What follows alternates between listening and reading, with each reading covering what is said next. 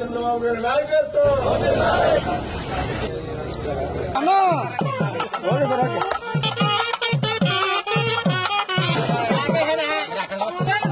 Okay sir.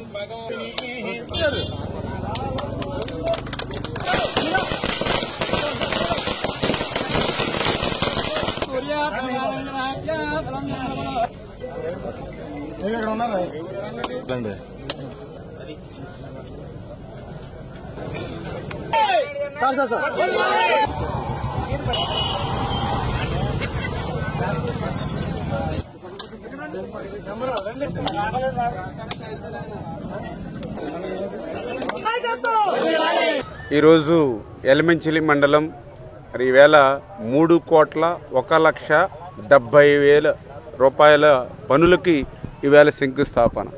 నిన్న మొన్న అవతల మొన్న అంటే ఇట్లా ప్రతిరోజు ప్రతి వారము కూడా కోట్ల రూపాయలు ఈవేళ మన నియోజకవర్గంలో శంకుస్థాపన కార్యక్రమాలు పనుల్ని ప్రారంభిస్తున్నాము అని అంటే ఈ పాలకుల్లో నియోజకవర్గ అభివృద్ధి కోసం ఎంత పెద్ద ఎత్తున తప్పించి చిత్తశుద్ధితో పనిచేసి నిధులు సమీకరించి పనులు చేస్తున్నామో ఇదే ఒక ఉదాహరణ.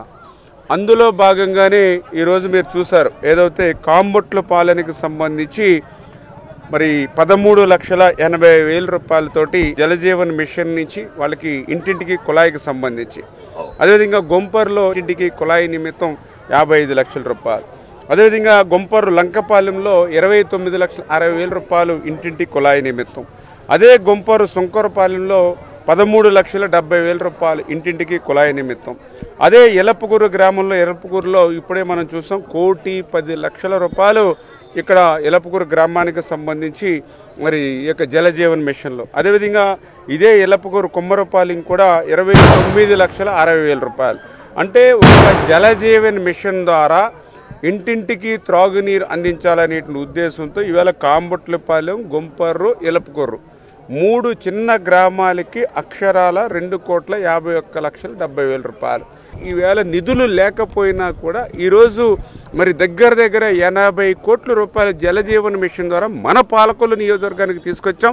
అందులో ఎలమంచిలి మండలంలో ఇవాళ 30 కోట్ల రూపాయలు ఒక్క ఎలమంచిలి మండలానికి ఆర్డబ్ల్యూఎస్లో మరి జలజీవన్ మిషన్ ద్వారా తీసుకొచ్చి ఈవేళ 3 గ్రామాలకి 3 కోట్ల రూపాయలు ఈవేళ మనం పనులు చేస్తూ ఉన్నాం.